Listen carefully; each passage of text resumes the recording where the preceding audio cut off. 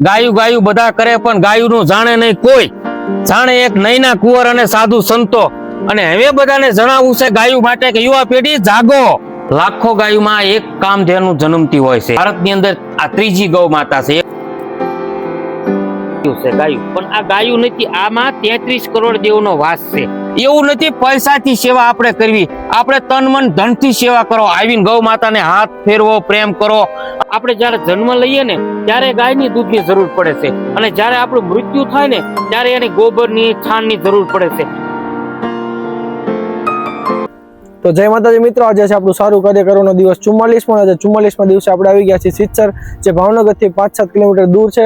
ત્યાં ભગતની ગૌશાળા છે, જ્યાં માતાજી ગૌશાળા ચલાવે છે. તો માતાજી, તમે કેટલા ટાઈમથી આ ગૌશાળા ચલાવો છો? અમે 10 વર્ષથી ગૌશાળા ચલાવી છે, અને આજે અમારી ભગત ગૌશાળાની અંદર ધ સેવા સ્ટીક ગ્રુપ, અમારા બાળ યુવા ગ્રુપ જાગી ગયું છે, અને એને ખ્યાલ આવી ગયો છે કે ગૌ સેવા કરાય. આ 44મો દિવસ સેવા કરવાનો છે. ઈ અમારા ભગત ગૌશાળામાં એક પિકઅપ ઘાસચારો લાવ્યા છે, અને એમની સાથે એમને હાથે નાખ્યો છે, અને ગૌ માતા જો ભોજન કરે છે તો ધ સેવા સ્ટીક ગ્રુપને માં ભગવતી બહુચરના દિલથી આશીર્વાદ કે હે દ્વારકાધીશ, આવી યુવા પેઢી જો આ સેવા કરવા આવ્યા હોય તો માં બહુચર ને મારા દ્વારકાધીશ એને સાચા રસ્તા ઉપર રાખે, અને ખૂબ બધા એની સાથે સેવામાં જોડાઈજો.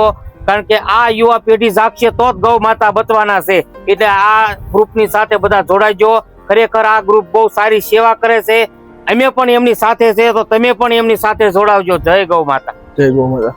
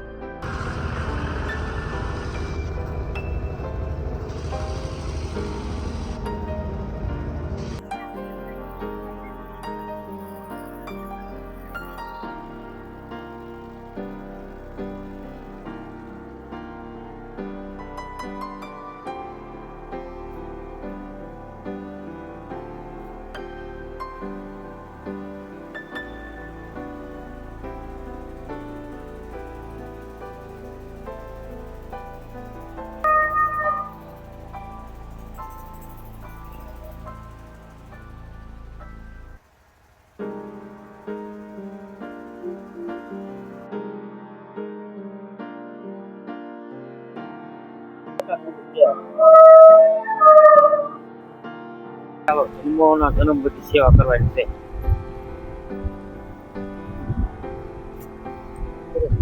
અંદર નથી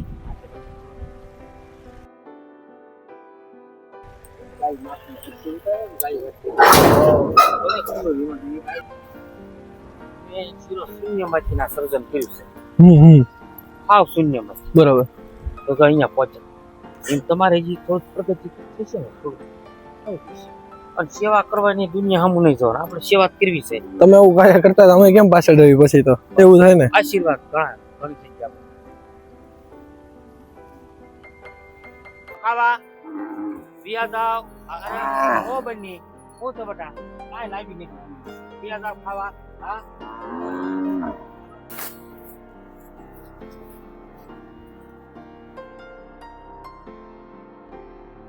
ભગત ગૌશાળામાં નૈના કુંવર માતાજી. ગાયું ગાયું બધા કરે પણ ગાયુંનું જાણે નહીં કોઈ. જાણે એક નૈના કુંવર અને સાધુ સંતો. અને હવે બધાને જણાવવું છે ગાયું માટે કે યુવા પેઢી જાગો.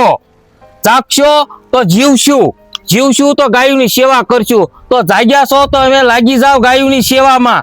તો આ સાધુ સંત એક કિન્નર તાલિયું પાડવા વાળા જો ગૌશાળાની સેવા કરો તો તમે તો એક મૂછું વાળા મરદ છો. જાગો અને ગૌ સેવા કરો.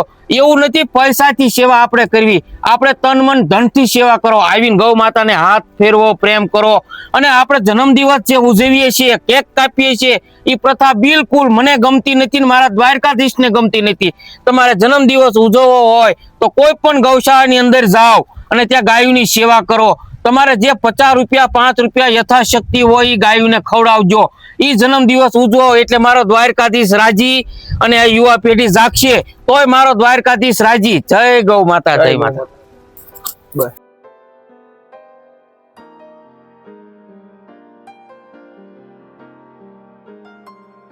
અને ઈશ્વરને આપણી નોંધ લેવી પડે. અત્યારે થોડુંક પણ મળે છે, પણ તમે અહીંયા સત્કાર્ય કરીને જશો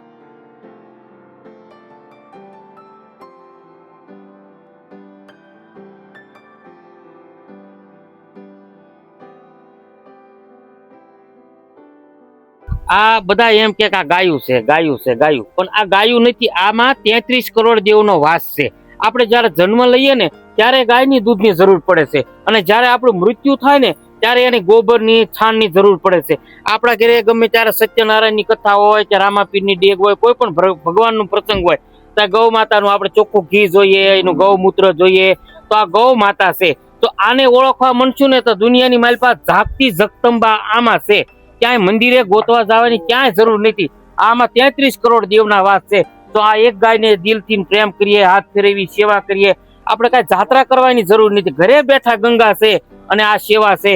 અને આ સેવા કરો ને એટલે દ્વારકાધીશને પોતે આવી નોંધ લેવી પડે કે આ સેવકને ખાધા નિર્વારે સ્વસ્થ રહે અને જીવતા સુધી જે ગૌ માતાની ગૌ સેવક સેવા કરતો હોય છે એ માણસ દુઃખી નહીં હોય. એટલે તમે બધા જાગજો અને ગાયોની સેવા કરજો. અમે તો કરીએ જ છીએ, પણ અમારે તમારી પાસે હોય કરાવી છે કે જાગો. કેમ કરાવી છે? તમે અમારા દીકરા છો, અમે તમારી માતા છીએ. એટલે અમે તો સારા રસ્તા પર ચડ્યા છે, પણ અમારા દીકરાઓને સારા રસ્તા પર ચડાવવા, જેથી કરીને અમારા દીકરા પણ ભગવાન એને નોંધ લે. જય ગૌ માતા.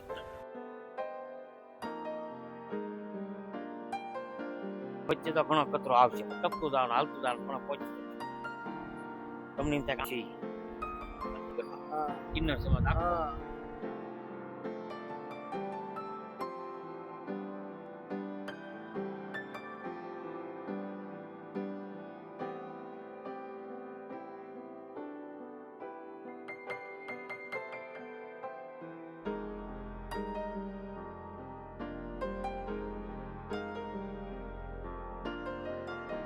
માતાજી આ દવા છે એ શેના માટે દવા છે? આ દવા બધી ગૌ માતા માટે છે. અકસ્માત, બીમાર, ઓચિંતાના રાતના ગમે ત્યારે એક્સિડન્ટ થયું હોય, ઓચિંતાની ભગત ગૌશાળામાં ગાય આવી જાય તો આપણે ઘરનું દવાખાનું અને ડોક્ટર પર ગણનાર છે. તાત્કાલિક રિઝલ્ટ, તાત્કાલિક બધું ઓપરેશન બધું ગૌ માતાને આપણે થઈ જાય. આપણી પાસે મોટું ઓપરેશન થિયેટર નથી, પણ આપણે દવા ઘરની બધી ગૌ માતાની રાખીએ, જેથી કરીને 5 મિનિટમાં ગૌ માતા રીબાતા બંધ થઈ જાય. એટલે આપણે ઘરનું હોસ્પિટલ છે.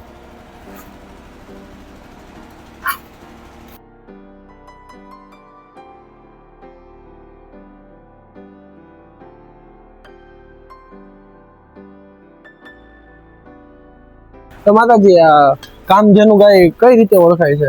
મહત્વ શું? આ કામધેનુ ગૌ માતા છે ને, આ કુંવારા ગૌ માતા કહેવાય. આ કોઈ ઋતુમાં ન આવે કે આ કોઈ આને બાળકનો જન્મ ન થાય. કામધેનુ ગૌ માતા આને આંચળ ન આવે. આ શિવ શક્તિનું સ્વરૂપ કહેવાય. આ ગોવર્ધન પૂજા કરી હતી, આ શિવ શક્તિનું સ્વરૂપ છે, એટલે આને કામધેનુ કહેવાય. અને આ કામધેનુ ગૌ માતા એટલે આને જે કાંઈ તમારો મનનો સંકલ્પ હોય, જે કાંઈ દુઃખ દરિદ્ર હોય, એ ગૌ માતાને હાથ ફેરવીને એને કાનમાં કયો, હે કામધેનુ ગૌ માતા, અમારે આ મન્નત છે, આ કાર્ય અમારું થતું નથી, તો આ મારા કામધેનુ બધા કામ તમારા પૂર્ણ કરે છે. એટલે એ માટે કામધેનુ કહેવાય છે. લાખો ગાયોમાં એક કામધેનુ જન્મતી હોય છે. આપણા ભારતની અંદર આ ત્રીજી ગૌ માતા છે. એક કોબડી છે, એક બહાર છે ને એક અહીં ભગત ગૌશાળામાં છે. ભારતમાં 3 ગૌ માતા કામધેનુ છે.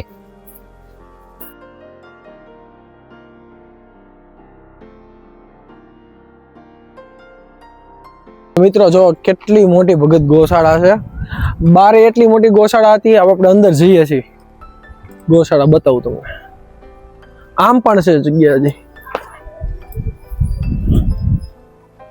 જો અંદર પણ કેટલી ગાયો છે.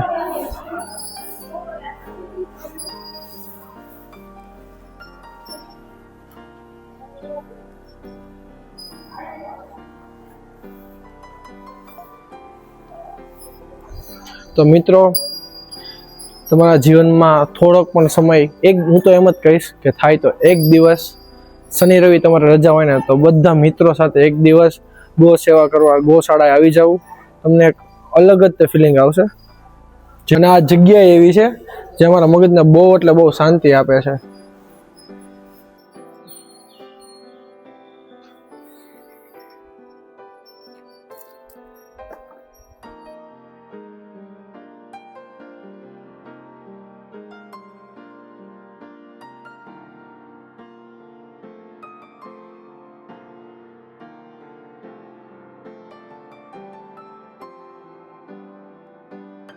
તો મિત્રો આ ભગતની ગૌશાળા આવેલી છે ભાવનગર સિચ્છર રોડ ઉપર. અને અમે લોકો અહીંયા જે 44મા દિવસે સેવા કરવા હતા તો તમારા મનને બહુ શાંતિ મળી છે. તમે પણ સેવાનો લાભ લેજો, જેથી તમારા મનને શાંતિ મળે અને ગૌ સેવા કરવી મેં પહેલા કીધું એમ કે આપણું કર્તવ્ય છે ને આપણો ધર્મ છે.